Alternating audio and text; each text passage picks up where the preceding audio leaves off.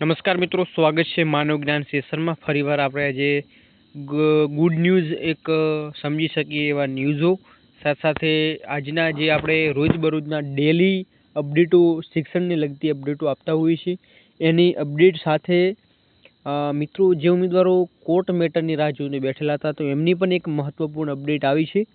તો આજના વિડીયોમાં એક મહત્વપૂર્ણ અપડેટ સાથે તમારા સમક્ષ હું રજૂઆત મૂકી રહ્યો છું. કયા કયા ટોપિક ઉપર છે એની પર તમને માહિતી આપવાનું છું. આજે 3 ટોપિક મહત્વના છે.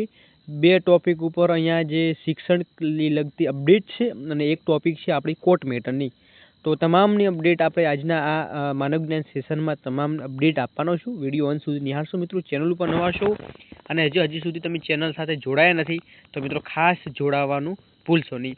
તો મિત્રો વાત કરીએ કયા કયા ટોપિક ઉપર જે મહત્વના ન્યૂઝો છે એ મળી રહ્યા છે એની ઉપર થોડી ચર્ચા કરીએ. પછી તમને કોર્ટ મેટરની જે નવી તારીખ આવી છે એની પણ એક અપડેટ આપવાનું છે અને ઉમેદવારો હવે લાઇનમાં ઊભા રહેવું પડશે તો એ શું છે એની પણ અપડેટ તમને આપવી.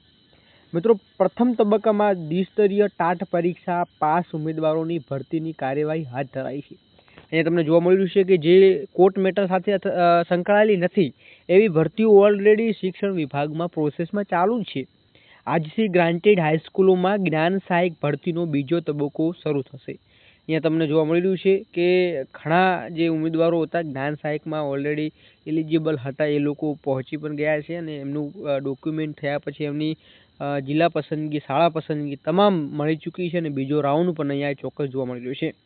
સમગ્ર શિક્ષા દ્વારા રાજ્યની સરકારી ગ્રાન્ટેડ માધ્યમિક તથા ઉચ્ચતર માધ્યમિક શાળાઓમાં જ્ઞાન સહાયકોની ભરતી પ્રક્રિયા હાથ ધરાઈ છે. ભરતી પ્રક્રિયા માટે શુક્રવારથી જ ઓનલાઈન અરજી કાર્યવાહી પ્રારંભ થયો હતો, જેમાં ઉમેદવારો 30 જુલાઈ સુધી અરજી કરી શકે તેવી વ્યવસ્થા કરવામાં આવી હતી. આ તબક્કામાં ગમે વર્ષે ટાટ પાસ કરેલા ઉમેદવારો પાસેથી અરજીઓ મંગાવી હતી.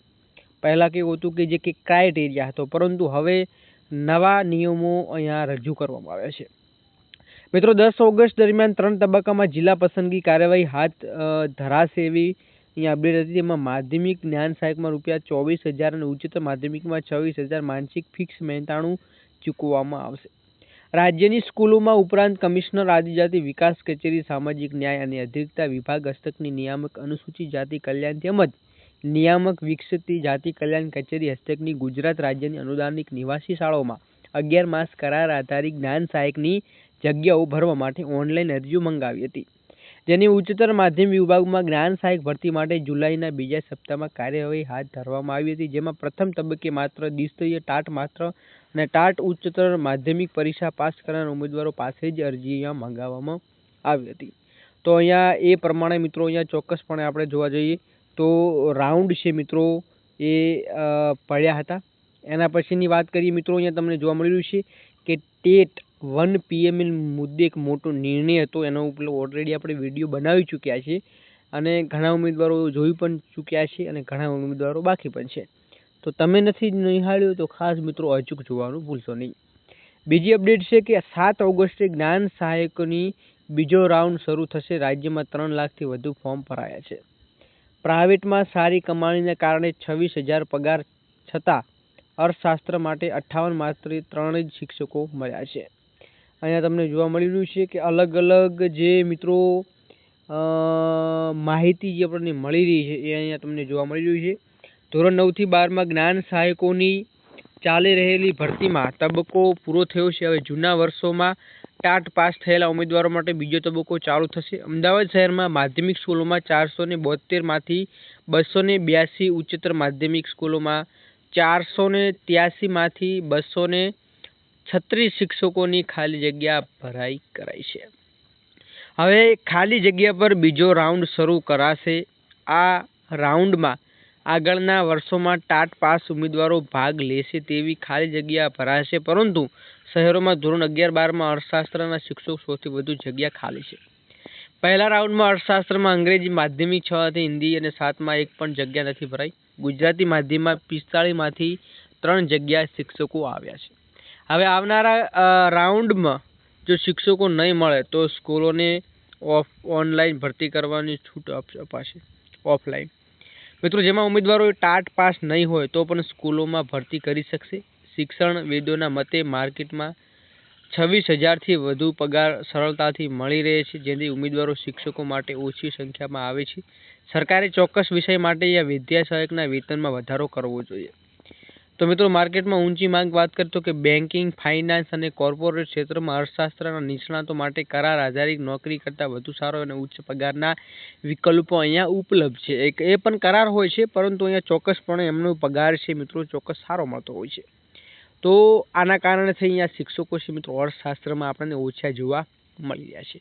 હવે વાત કરીએ તો કયા અપડેટ આપણને હવે મળી રહ્યા છે એની પર થોડી ચર્ચા કરી લઈએ. તો મિત્રો અહીંયા હવે કોઈ પણ વર્ષમાં ટાટ પાસ બનશે જ્ઞાન સહાયક. ખોટી માહિતી આપશો તો 5 વર્ષ માટે ગેરલાયક ઠરાશે. મિત્રો અહીંયા તમને જોવા મળ્યું છે કે બીજો તબક્કાની પ્રક્રિયા 30મી સુધી અરજી કરી શકાય છે. જિલ્લા બદલવાની તક મળશે. 11 માસનો કરાર થશે. પગારની વાત કરીએ માધ્યમિક જ્ઞાન સહાયકની માસિક 24,000 અને ઉચ્ચતર માધ્યમિકમાં 26,000 મળશે. કરારનો સમય 11 માસ રહેશે. પછી તમે કોઈ પણ પ્રકારનો એવું પરમનન્ટ તરીકે તમે એવો દાવો કરી શકશો નહીં. અરજીનો પ્રકાર છે માત્ર ઓનલાઈન અરજી જ સ્વીકારાશે. ટપાલ કે કુરિયરથી મોકલાશે નહીં. હવે મિત્રો મેન એ છે કે ખોટી તમે અરજી કરશો તો ચોક્કસપણે અહીંયા કાયદેસરની કાર્યવાહી થશે ને 5 વર્ષ માટે ગેરલાયક ઠરાશો. વયમર્યાદા અહીંયા મિત્રો તમને જોવા મળ્યું છે કે 30/7/2026ના રોજ માધ્યમિક મહત્તમ વયમર્યાદા માધ્યમિક માટે 50 વર્ષ જેટલી રાખવામાં આવી છે. તો અહીંયા આ હતા આપણને જે ટેકનિકલ ન્યૂઝો આપણને મળ્યા છે જે ટાટ લગતા છે એ તમને આજના ન્યૂઝમાં આપી દીધું. જેમાં મિત્રો અહીંયા વેબસાઇટ પણ આપેલી છે ઓલરેડી અને કયા ડોક્યુમેન્ટ છે. સાથે બીજો મિત્રો જિલ્લા પસંદગી વિકલ્પ 7 ઓગસ્ટ 2026ના રોજ જોવા મળ્યો છે. ત્રીજો 10 ઓગસ્ટ 2026ના રોજ જિલ્લો પસંદગી વિકલ્પ આપણને જોવા મળી રહ્યા છે. આ છે એ આપણને ન્યૂઝ મળ્યા છે એની માહિતી.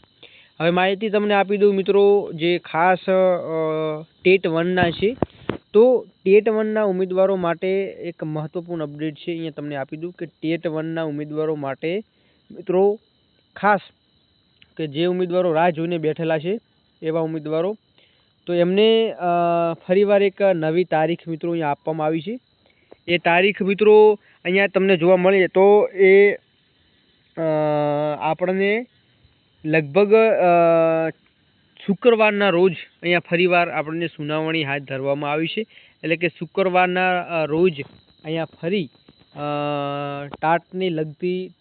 ટેટ 1ને લગતી એક નવી અપડેટ મળી શકે છે. ટેટ 1ને લગતી તો શુક્રવારના રોજ મિત્રો ફરી અહીંયા સુનાવણી હાથ ધરવાની છે. તો જોઈએ કે શું આવે છે. પરંતુ મિત્રો મેં એક વિડીયો ઓલરેડી બનાવેલો છે. એ તમારા હિત માટે બનાવેલું છે અને વધુમાં વધુ શેર કરશો જેથી થશે. બાકી આવી અમારા તરફથી આવી ન્યૂઝો આવા તારીખો તમારે સાંભળવા પડશે. બાકી તમારું શું કહેવું છે કમેન્ટ સેક્શનમાં જણાવજો. આજના વિડીયોમાં બસ આટલું જ. ફરીવાર નવા ટોપિક નવા વિડીયો સાથે મળીશું. ત્યાં સુધી જય હિન્દ જય ભારત.